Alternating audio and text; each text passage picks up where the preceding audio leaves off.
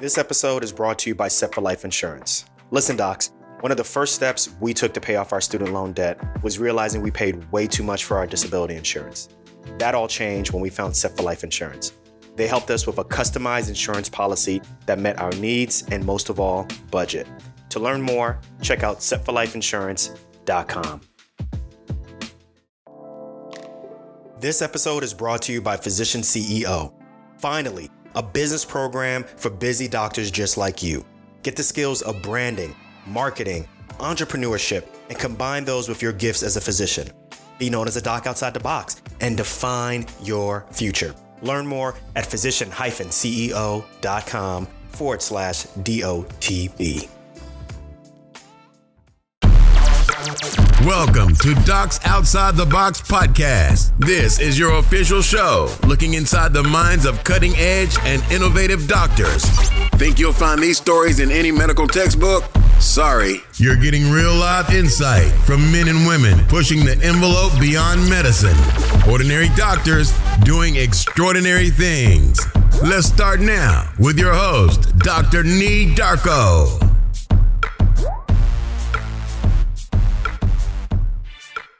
What's good, everyone? This is Dr. Nee here. Thanks for tuning in to another episode of Docs Outside the Box. So I have to apologize for the first 2 weeks not putting out an episode. It's been kind of busy here in this household. But if you listen to last week's episode, you know that we've been planning for this big event, this quote unquote unknown big event for almost a year now. And by the time this recording comes out, that big event has come. And what it was is that me and Dr. Renee, we welcomed our second baby boy. And we're really ecstatic. Now that I'm recording this, we're about day 5, day 6, lack of sleep. You know how it all goes for you parents out there. But Dr. Renee's healthy. Baby boy's healthy. They are home now. And I'm going to be taking an extended paternity leave. So over the past several months, I've been doing double shifts, working as close to 2 FTE as you can, trying to save up enough money so that I can take an extended paternity leave so that I can be more present at home without worrying about trying to get back to work, trying to pay the bills, and so forth. Also, at the same time, it's going to give me an opportunity to revamp the podcast, so to speak. Take some big, hairy, audacious goals for the upcoming year. So I'm really looking forward to this, short but much needed extended paternity leave. And if you want to know more about taking some time off, make sure you go back to the previous episode and check that out. We talk about a whole bunch of different things, including taking time off and also the dreaded, well, what if you lose your skills type of discussion also. It's pretty funny. You should check it out. But speaking on having new babies, you all know, for those who have had to do the dreaded increasing the amount of dependence on your healthcare coverage, that's going to mean increasing of your premium. That affects me also. I get my insurance through ACA or, Obamacare. So it affects me from an independent contractor standpoint. It affects my premiums dramatically.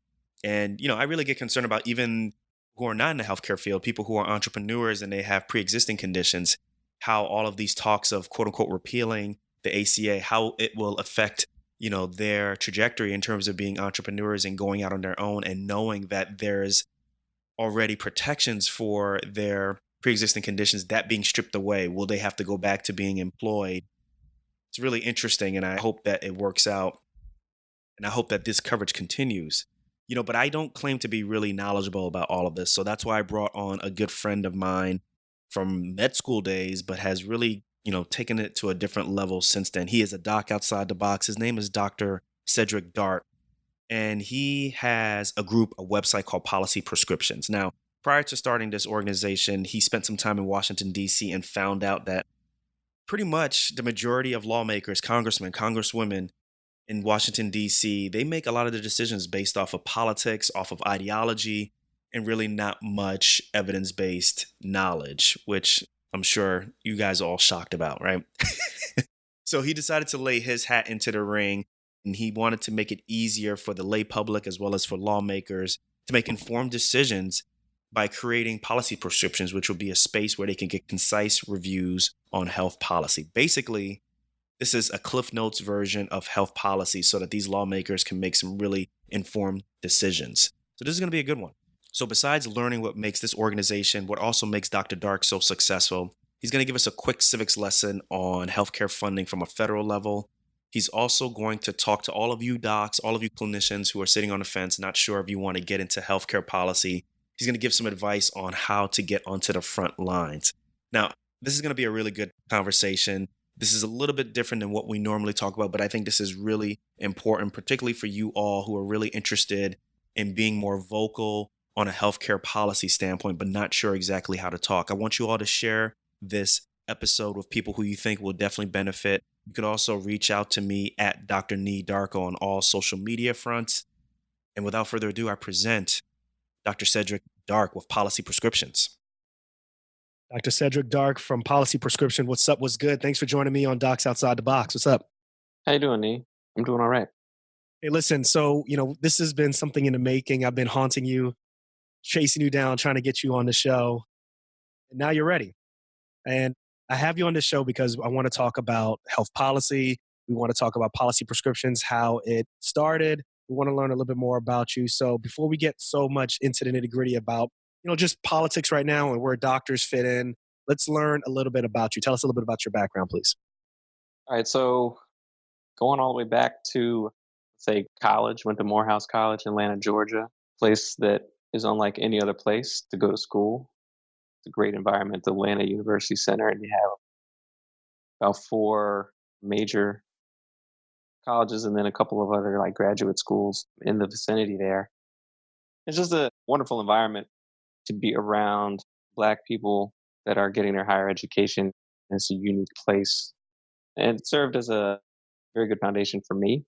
And it's a place where I still have friends to this day, some of whom are physicians living in and around Houston and doing what we set out to do, almost 20 years ago? So, Yeah, it's a long time ago.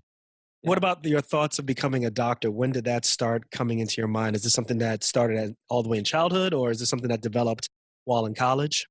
I think it's somewhere around high school or so. I mean, I've always been sort of a science person. I remember one of my earliest memories of wanting to do something medically related probably revolved around one of my aunts. My aunt Barbara died from colon cancer, and it made me want to do something about it, maybe become an oncologist, find a cure for cancer, something, grand like that. Eventually, through college, I, went through the pre-med tract and managed to make my way to medical school. And so wound up doing medical school in New York City. Main reason I wanted to go to New York was I had been in Atlanta. Atlanta felt kind of like a small town. I wanted to do like the big city thing. That's right. And Graduate to varsity. yeah, and so I was like, yeah, I'll go to. My choice was between New York and Pittsburgh. And interestingly enough, college had been the choice between Morehouse and Pittsburgh. I chose Atlanta at the time because I was like, I don't want to freeze. And then I chose over Pittsburgh again. Sorry, people from Pitt. Pitt's an awesome institution, both for undergrad and for medical school. Yeah, but it's cold. But it's cold. And then And the sun never comes out, so. But and I hate the Penguins. So Okay, so you're a hockey fan too. I love hockey. I should have brought my Ovechkin jersey to put on, for the Stanley Cup champion Washington Capitals. Yeah, okay. But I grew up as a Devils fan, so I grew up in New York, New Jersey area. So gotcha. I was a Devils fan, so we were rivals, or we still are rivals. We're still rivals. But yeah, so I went to New York, had a great time there. The main reason why I wanted to go to New York was like I want to be in a city that's running 24/7. That's always got something going on. If I'm getting off a rotation at 3 a.m. or something like that, it's the city that never sleeps. Yeah, I want to be able to get a sandwich. So what medical school did you go to? New York University. NYU. Okay, NYU. you went to NYU. Okay. I'm still paying off some of those sandwiches. Okay. From my student loans. But see, I finished at a great time where the interest rate is so low that it makes sense to pay it off forever. Right. So I'm sure you're able to consolidate your loans. Is that what you're talking about? Okay. Yeah. I mean, when I came out, the interest rate was so low. Like people that are graduating medical school now, I feel bad for them. And I understand why. Following you and Renee's story, I kind of know why you guys hustled to like pay off a lot of stuff because time, I guess you guys were really trying to pay off stuff. People leaving now, like their interest rates are what, 8%+. And I'm like, and that's for federal. Yeah. And yeah. So no. I'll show you below this many fingers Oh, is really? my percentage rate. Oh, okay. So it's basically just borrowing money, basically, and not really making much interest on it. So I definitely understand your standpoint. So for those who are listening, there's this train of thought that basically, depending on how low your interest rate is, sometimes there's this debate that goes on of should you invest or should you pay off your debt? And what Dr. Dark is talking about is that his interest rate is so low that it more than likely makes sense for him to invest his money, save his money, and then make payments towards his student loans, but not be as aggressive as how I was, which was basically scorched earth, $200 a month for food, and trying to pay off debt as quickly as possible. So, okay, all right, I get that point. So then once you're in medical school, like when did you decide that ER medicine was for you? Okay, so ER medicine. I actually just told this story to a couple of people because literally I just got back from Cuba on a vacation since I'm not doing the scorched earth It was an policy. educational, you mean It was an educational education. purpose, Yeah, right? it was, Like you well, can't just not a go for vacation. vacation. Okay, got Right. it. Yes. Yes. If the Okay. federal government's listening to this podcast, it was an educational people to people exchange, learning about musical history and jazz. No So cigars and nothing like that. Yeah, moving yeah. Let's move on. Let's move on. on. Let's move on. So Moving you're on. telling people about how you got into ER. Let's go. Come on. Yeah. So anyway, when I first moved to New York, I moved to New York in 2001, was there for 2 weeks. We were taking anatomy, learning about the brachial plexus, all this kind of stuff. 2 weeks in, 9/11 happens. And obviously, that was a life changing thing for many people, life changing for those of us that were there at the time. I remember seeing the Twin Towers burning from my dorm room on NYU and, rushing to Bellevue Hospital to try to do something to help out at the time.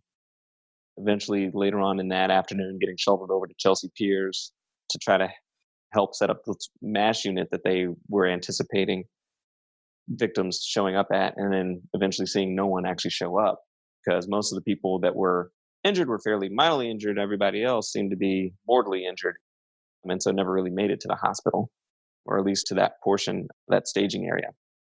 So that was one thing that influenced my thought, I think, in terms of specialty decision making. And then the second thing was the beginning of third year. If you remember, there was that massive blackout in the Northeast. Yeah, I remember. Yeah, the whole Um, electrical grid and the yeah, the brownouts and electrical stuff. grid went down. At the time I was doing my neurology rotation, which happened to be on the 17th floor. And so I remember having to walk up 17 flights of stairs to go to rotation, which is, good exercise, but nothing I necessarily want to do multiple times Right. again, especially not 20 years after that. But what happened is a lot of the nurses and people that worked in the ERs were stuck in the outer boroughs because the subways were also shut down at the time. Most people were taking the subways to get in and out of the city and in and out of Manhattan. And so a lot of the medical students, we kind of helped out in the ER just to keep things running. And so I had another experience down there. Worked with a colleague, mentor of mine, Mike McGee, who I think was a resident at the time. And he was in emergency medicine. He kind of mentored me through medical school. And those were some of the experiences that sort of directed me towards emergency medicine, I Mm. think. And then every time I was on a rotation, whether it was neuro or internal medicine or surgery, I just loved being in the ER, doing those original histories on the patients and enjoyed that more so than the day to day following them up on the floors. So obviously it's solidified that ER is for you. You're Yeah. going to go into an ER residency. Tell me about how policy got involved in things. How did that get intertwined in your ER career? And then we'll take it from there, actually. Yes. So during my third year, I learned about a program called the Macy Foundation Program. They had a very specific opportunity for medical students in New York City to all go to Columbia University and do the Mailman School of Public Health program between third and fourth year. And I jumped at it. It was free, and it put me in touch with about 11 other soon to be physicians that now have all gone to do various things with their master's of public health degree. But it allowed me the opportunity to do epidemiology, biostatistics in so much more detail than you get in medical school.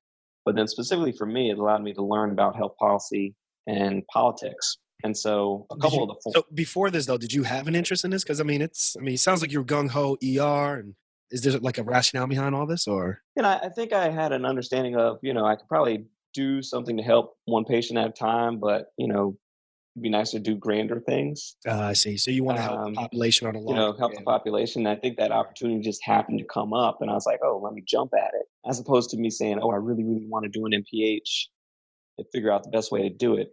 I kind of feel like it just fell in my lap a little bit in that sense. And so, I took a health economics class from one of my professors named Sherry Gleed. She's now the dean of NYU's public health school. And, she taught me pretty much everything I know about health econ, in her course. It's just nice knowing people like that, because she's gone on to work in the Obama administration, and she's put me in touch with some of her other students who become like are the director of the public health department in Louisiana right now, Rebecca G, and people that, through my professors I've been able to connect with and talk to and kind of help mentor me throughout some of the decision making that I made in life. One of the other So you've courses, been meeting with some big heavy hitters who ended up having some huge say in how yeah, policy on the United States is planned. yeah, exactly. And one of the other courses, this one is over at the School of International Public Affairs, but something that I was able to take as part of my public health degree. I took a course with David Dinkins. He used to be the mayor of New York Mhm. City. And essentially, it was a course for people that are caring about a lot of different things. So, like myself and my friend Stan Frencher, we were like the medical people there. There are people that were concerned about water purity, people concerned about sanitation, people concerned about child welfare and adoption, all that kind of stuff. And it kind of made me realize healthcare isn't everything. If you're the mayor of a city or a governor or a president, you really have to consider all these different aspects of things. And kind of gave me that concept of, budgeting really tells you what your priorities are, right? So where we decide to put our money, ultimately, whether it's your family or whether it's the entire federal government, where we put our money tells us where our values are. And it's really everybody's vying for the same piece of the pie, and you really got to make those difficult decisions at So, that level. So I learned that in that at course. that point, what did you learn about New York politics and New York budgeting and New York healthcare? Like, I'm sure you were able to understand the budget. So, was healthcare a priority at that point? Well, we did a project looking at the Health and Hospital Corporation, which is like New York City's public health or their healthcare organization. And just looked into how they actually delivered care, and just found that fairly interesting, and talked to a bunch of interesting people and tried to figure out, what are they doing? How might they be able to do it better? That sort of thing. But the opportunity that I got from this actually set me up as a stepping stone to go work for Capitol Hill as part of my capstone project, Okay. the culminating project for my public health degree. And I spent the summer working on the Hill for the House Ways and Means Committee. What does that mean? I hear all of these different committees. There's like the Yeah. Armed Forces Committee, there's the Appropriations Committee. What exactly did your committee do? So in reality, prior to, I would say, the past 5 years or so, Congress in committee is Congress in action has been what they say. 'Cause the committees are really what drives things. Lately, it's been, Mitch McConnell and Paul Ryan and whomever trying to dictate how things work, regardless of what the committee and the committee heads think. But specifically, if you're thinking about healthcare, there's a few committees that are important. So Ways and Means, which is essentially the money committee. Any type of money getting budgeted somewhere, they'll have some regulation or authority over that. Okay. And so the Medicare program is essentially through the Ways and Means Committee. So if you want to have any influence on the Medicare program, that's where you want to be if you're a congressperson. Medicaid tends to be in what's called the Energy and Commerce Committee. And so they have a lot of authority there. And then there's other committees like, if you're on the Veterans Affairs Committee, you might have influence over the Veterans Health Administration. Or if you're part of like the Indian Health Service, there might be another committee that has jurisdiction over that. That's on the House side. On the Senate side, there's other groups to consider. So, like the Senate Finance Committee is huge because that's where the money comes from. All right. So, you think of healthcare or science programs, there's two types of committees. There's the money committees, which you need if you're trying to have a program or policy. You can't do anything without money. And then you have sort of more the policy type committees. So, that would be like the Health, Education, Labor, and Pensions Committee on the Senate side, which they both have influence, especially when you're talking about big things like the Affordable Care Act. But if you're like a congressman or a senator and health is your thing, you want to be on one of those. So I'm really interested to find out when you got to Capitol Hill, making moves, talking to different congressmen, congresswomen, whoever, like what was the overarching, I guess, thought process of how they thought about you, right? Because there's not many people who are physicians, not many people with, so to speak, a clinical background. Did you feel like you were on even footing with them? Did they look at you as the same? Did they look at you more, less? How did that feel when you were at that level? Yeah, I found it kind of interesting, and sort of correcting you a little bit. Like where I was a peon in there, so it's not like I'm sitting there meeting with Charlie Rangel, who was the minority ranking member on Ways and Means at the time. Even though I'd run across him every now and again, but it's mostly the professional staff that we work with, and a lot of these conversations take place at the staff level. So I was working with a lady named Sibel Bjorklund, who's like been a Hill staffer for a long time and sort of guided me through the process. To answer your question, I thought the way they looked at it was like, I know a whole lot about medicine, which they don't know because they're not doctors, or health professionals or anything. And so I feel like on the one hand, they thought I knew much more than I truly did because I was just a third year med student at the time, in all honesty. But then by the time I left, I feel like everybody in medicine is like, oh man, you know so much about how government works. And I was Right. like, I was just an intern over there. So, but at the same time, it's kind of true because, yeah, like how many people have wound up doing that, whereas I have had that opportunity.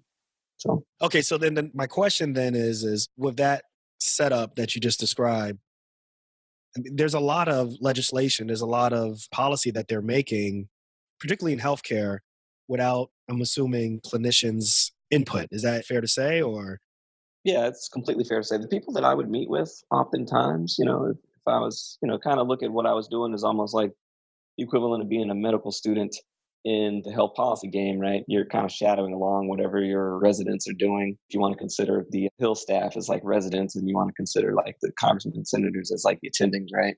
So a lot of time your interaction is at that resident level. But the people that come talk to us, those are the lobbyists, right? And people from like the National Kidney Foundation. I was working on something on end-stage renal disease, and people from the National Kidney Foundation come in and talk to us and talk about whatever their talking points were. And honestly, you would learn things from them or get differing perspectives from them. You would also talk to people at various DC think tanks about particular issues that you're working on or issues that might be important. And so you get your input from that as well. Not as much, I would say, in terms of the regular constituent, because remember, I was working for the committee, I wasn't working for the member. And so that's a different dynamic. When you're working for the member, you probably get a lot more constituents coming in because I was on the staff for the actual committee, and that staff has responsibility to all the members of the committee. We're getting probably more of a heavy handed dose of lobbyists and industry people. okay. So that summer is done. You've learned a lot. What gave you the impetus to go ahead and start policy prescriptions? And at the same time, tell us exactly what policy prescriptions is. Yeah. So as is everything in DC, it all starts writing it down on a napkin in a bar somewhere. Okay. And so, essentially jotting out the idea for it started back then, probably about 2000, what was that, 2006 or so. And then eventually about 2 years later, we launched a website with the idea that what we would do is kind of serve as a bridge between doctors and the health policy world. Because there's a whole ton of health policy research that goes on out there. And I don't expect that any physician has picked up a copy of Health Affairs or Health Service Research or Medical Care Research and Review. You probably haven't read that lately. I'm guessing. I don't know. No, I haven't But read it yet. okay. But you might have looked at things like, some trauma journals or, Journal of American College of Surgeons, right? You may have read that, perhaps, because that's what you see on the medical side. You might read New England Journal, JAMA, and that sort of thing, but you're not going to read the policy side, and vice versa. It goes both ways. What we started out was trying to take that information that's kind of locked away in the health services research field and make it accessible to people that aren't in that field, whether they be lay people, physicians, or policymakers. And so what I like to describe what we do, the short version of it is like Cliff's Notes for health policy. Mm. So that legislators can basically have clinically based, evidence based knowledge before they make policy. Right. Our whole spiel is evidence based health policy. So what we do is we take a look at data, we analyze the data, and then we try to tell you how that data should apply to policy. Hmm. So let's talk about, creating something like this. Because in essence, is this a think tank? Like, explain it, describe that for us. Because sometimes I look at it as, is policy prescriptions a think tank? But I'd like to hear from you. What do you think about it as?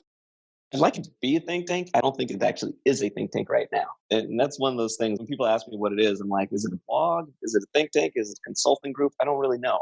So it's a bunch of people that are similarly doing the same thing. And you launched this when? This was launched 2008. 2008. So it's been going on 10 years. 10 years now. Okay. Yeah. And I kind of think of it more like the Wu-Tang Clan than anything else, because everybody kind of has their own little thing that they do. But every once in a while, we kind of come together and we do stuff together. But each person kind of has their own career and their own direction. The sum is greater than the parts, because... I mean, you used to be one of our folks, right? Right. What I consider our retired writers a little bit. Right. And it's funny. I used your platform. I think I learned a lot from your platform in terms of, just kind of putting myself out there, reading journals and understanding what's going on with the world of policy, the world of, just evidence-based, you know what I mean? Basically, making it so that it's palatable to the lay public. And then that started the seeds to kind of start my podcast was, how can I start to understand how you think and how other people think and how successful you can be, and see if I can be able to relate that to other people who are looking for that also. So I do thank you for giving me an opportunity to be was I a contributing reviewer, I guess? Like something like that. Yeah. It's so strange. Yeah. So strange. Titles change. It's just like, for me, it's whoever does the work, that's what matters. So now that it's been 10 years in, like, what kind of lessons have you learned? Like, what have you noticed that maybe policy prescriptions, has it really helped in terms of changing the landscape of how, people in Congress, people in the Senate look at healthcare and look at health policy? What are your thoughts on that? Yeah, I think we set out to do that. I don't think that we've succeeded at that at all. I think that where we have made change and made differences is we kind of educating people, specifically medical students, physicians, as to what policy is and how you can make a difference. And also that we should be using evidence to make decisions. Because I think, prior to this project, but even still now, we see a lot of policies are made based off of ideology and, what's good for us. Whereas I think I've noticed over time, especially now when we're in this, cycle of fake news and battles over science and vaccines and all this kind of stuff, and people that deny climate change. And now there's a bigger push to actually bring science back into the forefront and think of making policy decisions based on science and evidence. And so that's where I think we've had some help in trying to. But it's got to be really. Discussion.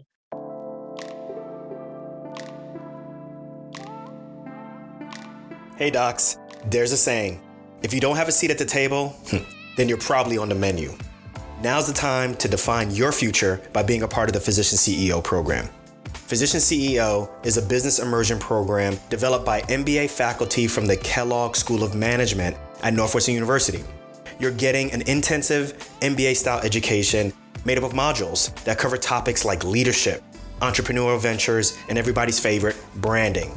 And guess what? This program is designed for busy physicians like yourself who don't have time for an MBA, but still want to be a better version of yourself. Trust me, the program gets you in focus from day one. So get those skills needed to lead a hospital or start a new venture. You're always going to ensure that there's an open seat waiting for you at the table. Don't miss this opportunity because class is filling up. Learn more at physician-ceo.com/DOTB.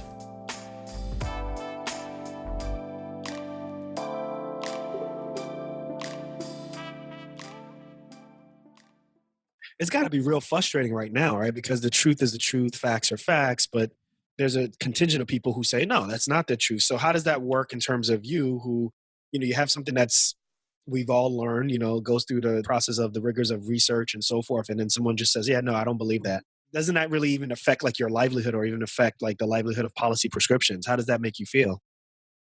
I think, that's always the case, right? Even in medicine, right? We have someone writes a journal. Like anybody that's ever been to a journal club before, right? Someone will read a journal. Half of the room will be like, yeah, I like this. This is great. This is practice changing. And the other half of the room will be like, this is crap. Or there's not enough power in it or. Yeah. Yeah, I got you. And so, like any individual article, any individual research study can kind of be used and manipulated to state a point, right? And you see this, like the Oregon Health experiment came out, and this is like one of the biggest, probably like number two in terms of pivotal health policy studies in our lifetime. And, Can you you describe it a know, little bit, please? yeah, the Oregon Medicaid experiment essentially, this is before ACA came about. But they had some money to give people Medicaid. They didn't have enough to give everybody Medicaid that they wanted to give it to. So they ran a lottery, and essentially they randomized people to getting Medicaid or not. And so the people that got Medicaid were able to go see the doctor, surprise, surprise. And you saw things like ER visits go up by about 40%, you know. And in the minds of some people, you're like, oh, that's so bizarre because we give people insurance. They shouldn't be going to the ER so much because people constantly demonize the ER as a place where people go when they don't have any access. But realistically, when you have actual access to care, you're going to use it. And the first point of access is the emergency The ER. for most people because the system and the infrastructure might not be well set up enough to go through primary care and see your specialist and do all that. And then again, what's better than one-stop shopping? The ER is like the 7-Eleven of, the medical world, right? Or maybe more, let's call us more like the super Target, the Walmart. I was about to say Super Walmart, right? Super Walmart. It's more like Okay. Super Walmart. Like you can get anything and everything any time of day. We're over 24/7. That kind Well, of actually, it's deal. probably Super Target because the Super prices Target. the prices are a little bit better. overcharged. Yeah. No. The prices are better at Walmart. You know what I'm saying? They're more transparent. Right. Whereas at Target, the price is a little bit higher. There's a little markup there. Yeah, there's a markup there. But you can get your MRIs and your CAT scans and all this other good Gotcha. stuff. Products might be not as easily attained at Walmart as at Target. So, sort of the analogy I would say. But, when you're looking at it, you have this experiment. People are getting coverage. They're going to the ER more. They're using primary care visits more. They're using medical care, prescriptions, all this kind of stuff. And that's what we saw. Now, on the flip side, a little like they did a study about 18 months after this randomization process and after people got coverage, and they looked at things like, did their diabetes change? Did their high blood pressure change? Did all these other clinical outcomes change? And then they said, overwhelmingly, no, none of that stuff actually changed at all. And so then the question is it better to give people access to care, Medicaid, or is it better to leave them uninsured? And I think when you look at those studies, the studies that have come out of that, people that are on one half of the political spectrum say, yeah, it's much better because, hey, they've been able to go to the doctor. We found out that they don't have financial insecurity because Medicaid is covering their healthcare costs. One of the things you do find is when you take a self-reported inventory on mental health, patients are happier if they get Medicaid than if they didn't get Medicaid, Whereas on the other side, some of those other clinical outcomes, like mortality, blood pressure, diabetes control, those weren't changed. So people on the other end of the spectrum would be like, well, maybe it's all for naught because there was no actual clinical change. Maybe we should just left them uninsured anyway. Or maybe there's a better way to spend that money than spending it there. And that's where, you could look at, again, the same study kind of come with divergent interpretations based on your political spectrum. And that's sort of the interesting thing about what we do is we look at a lot of this stuff and we try to say in the context of all the other information that's out there that we know about, what's the right decision to make, whether it be the decision to the left or the decision to the right. And that's what we try to do. Let's pivot a little bit because you're now 10 years deep into, in essence, healthcare advocacy, right? Yeah. And, as social media is playing a larger role in the voices of people who normally wouldn't have a role, I have to say that I think we're seeing more and more physicians using social media to get their voices out there. So I just want to know, what's your thoughts on how the lay of the land is now for doctors jumping in and laying their voice? Because to me, it just felt like there was a huge paucity of voices, of doctors or, physicians in general in healthcare policy. What does it look like now to you as opposed to, back in 2006, 2008? Yeah, it's definitely changed. I think in the beginning, probably, the beginning of doing this, the voices that you heard from physicians were more like, I'm, this kind of physician and I'm using my blog or my social media to try to generate patients for me in my office, that kind of thing. And I think now you see more and more people speaking up on issues, whether they be things ranging from, like gun violence, which we'll get into a little bit later, but it could also be stuff like the Muslim ban, or their children being separated from their families at the border, that kind of thing. So I see physicians being a lot more social activist now than in prior years. And it may just be physicians are finally getting used to social media like the rest of society had been. And maybe our organizations are becoming a little bit more lenient as to how we engage because they see social media less as a threat and more as an opportunity. It's difficult because I feel like back in the day, physicians would just stay quiet and stay Yeah. mum about a lot of stuff They would, because there's quote a lot of unquote, risk. they would stay in their lane. Yeah, they'd stay in their lane. There's a lot of risk in, saying what you believe. And I've certainly said some things and pissed off lots of people, on Twitter, because that's what Twitter's all about. But, there's that. But then there's also the great opportunity to engage with people that you otherwise never meet in real life and be able to get perspectives that you'd otherwise not get because normally we surround ourselves with people that are completely like-minded. So let me ask you a question then. So when a couple of months ago, when the NRA made their tweet, basically in essence telling doctors to stay in their lane, and then as a result, you got a whole bunch of different trauma surgeons or other medical professionals who deal with gun violence really started speaking up.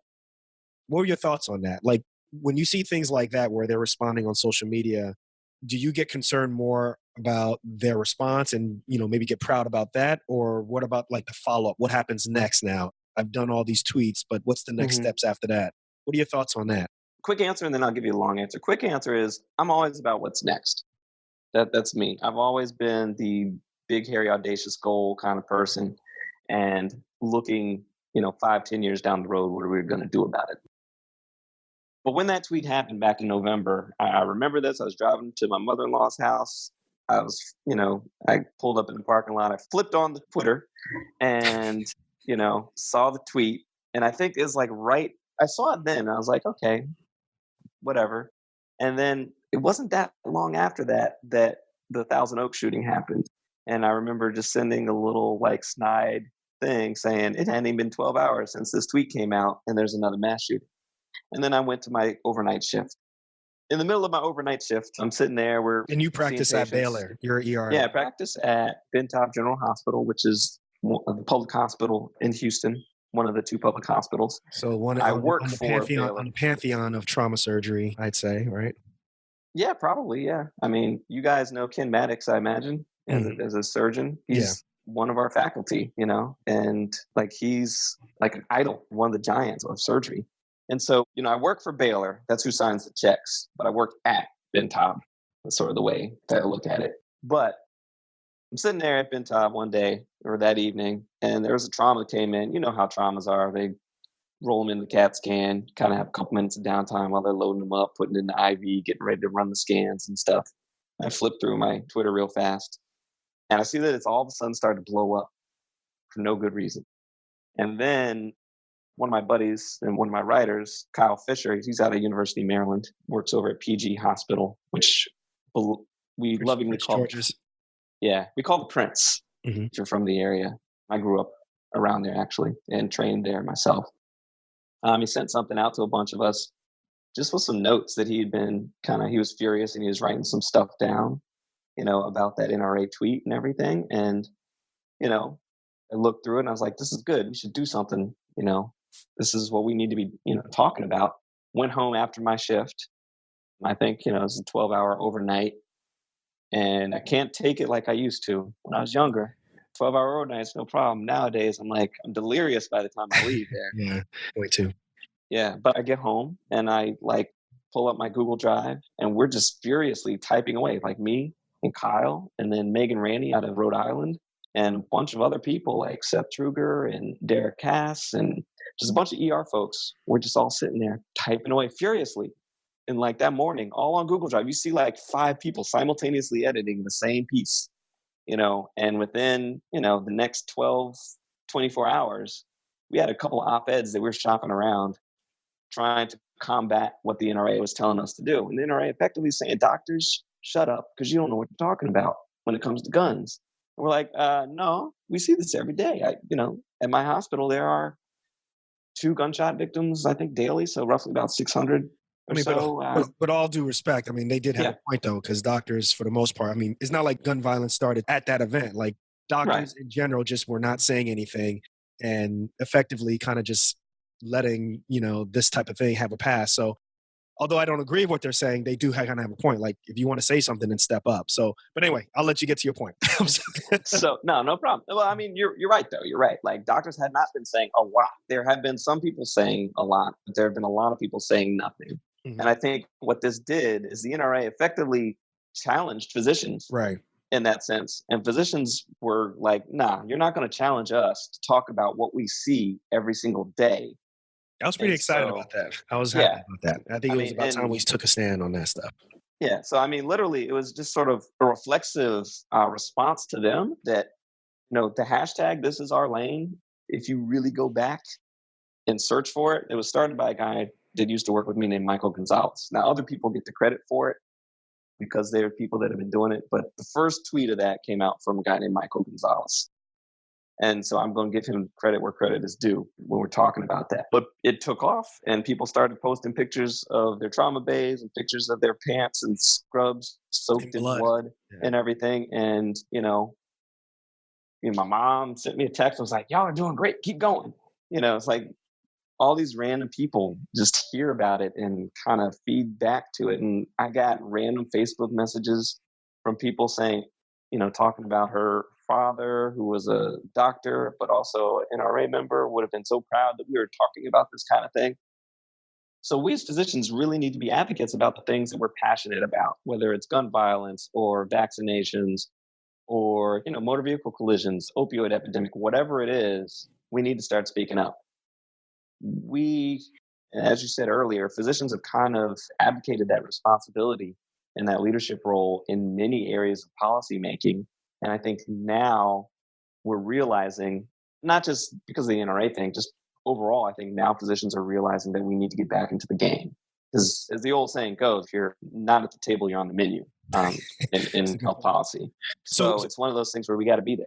so where do you see your organization? Where do you see policy prescriptions? Where is it going to take a step? What's the next step over the next, I don't know, 3 years, 5 years, in terms of just being, an opportunity for you guys to kind of give your opinions? Like, where do you see that going?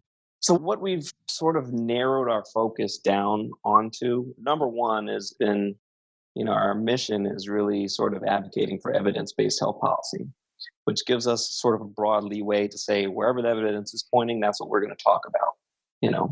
But our overarching vision is making sure that we have a universal healthcare system for everybody, where people have good access to care, good high quality care, and that it's affordable to folks.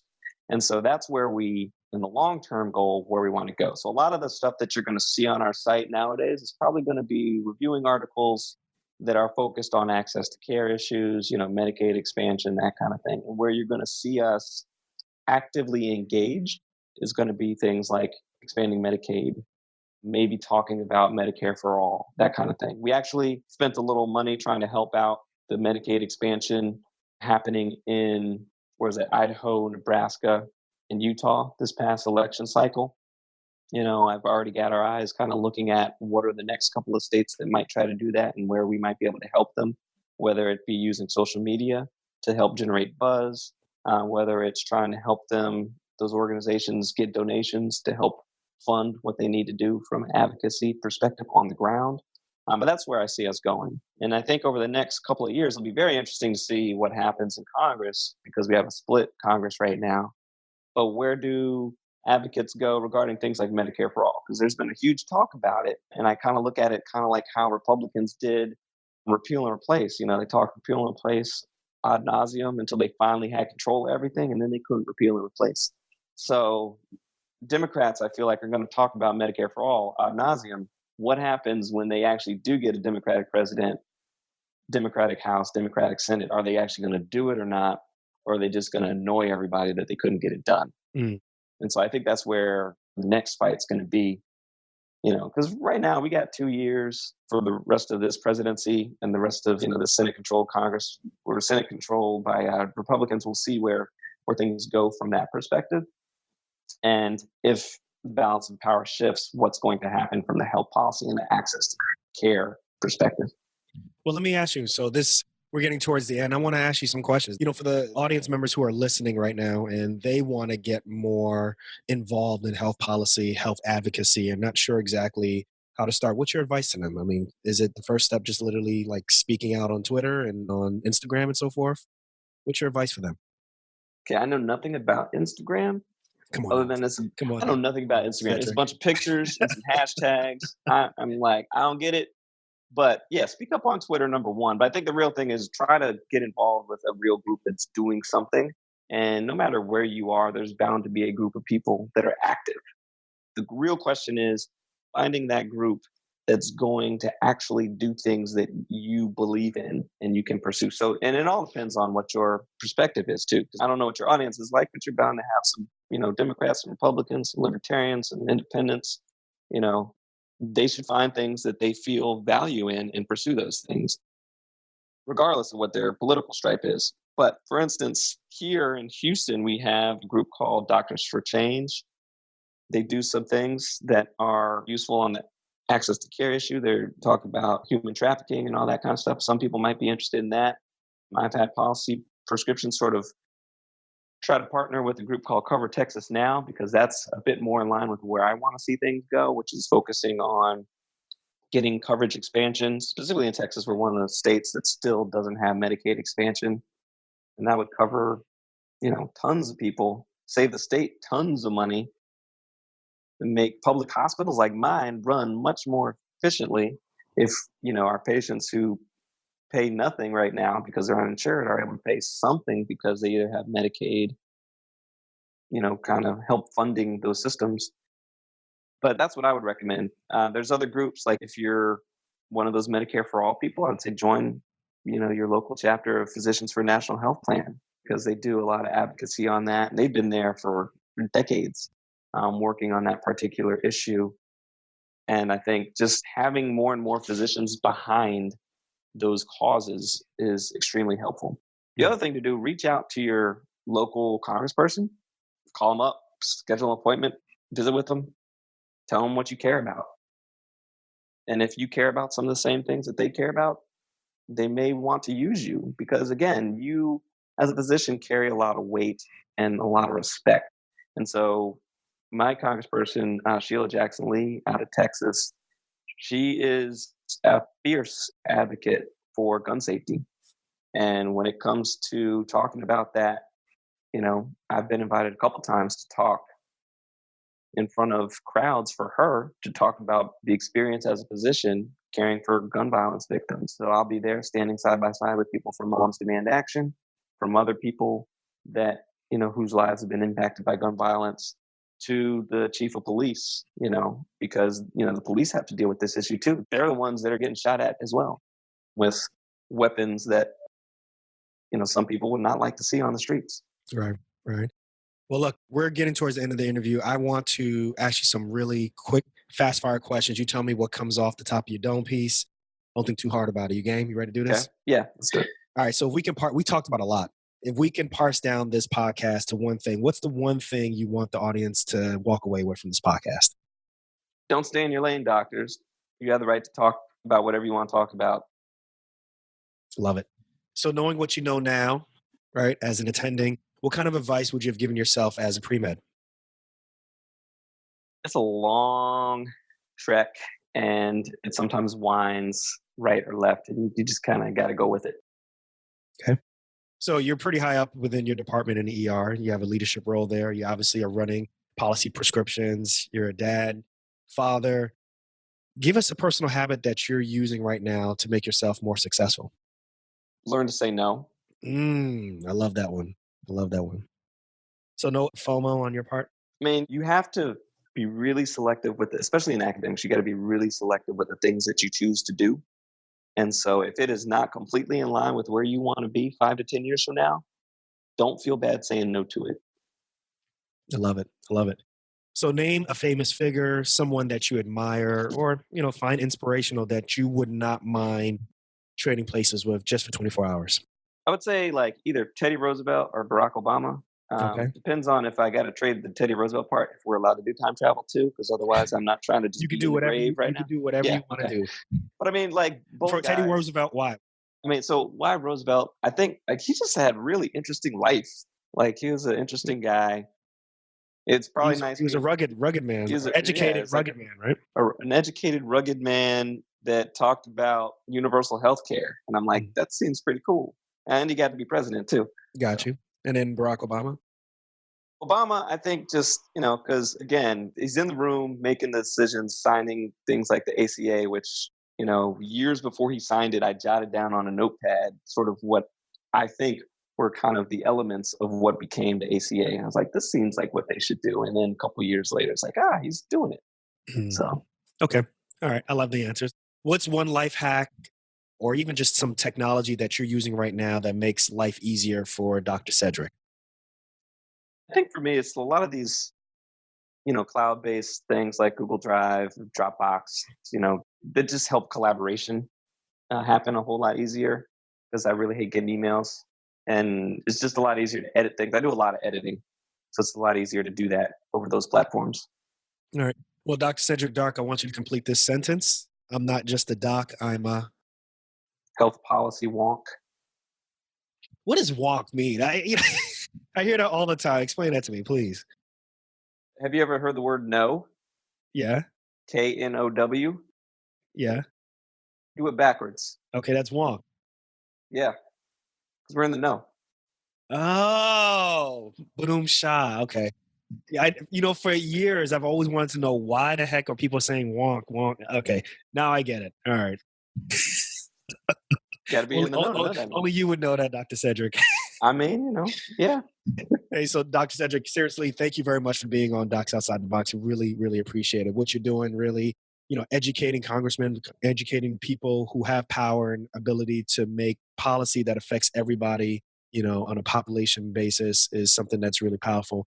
And oftentimes we don't do this in medicine. I want to take an opportunity just give you kudos and to acknowledge what you're doing. I know oftentimes it seems like it's a long, lonely road, but we really do appreciate what you're doing, and I hope you keep it up. Well, thanks very much. And make sure if you're listening, you can follow me at Real Cedric Dark on Twitter.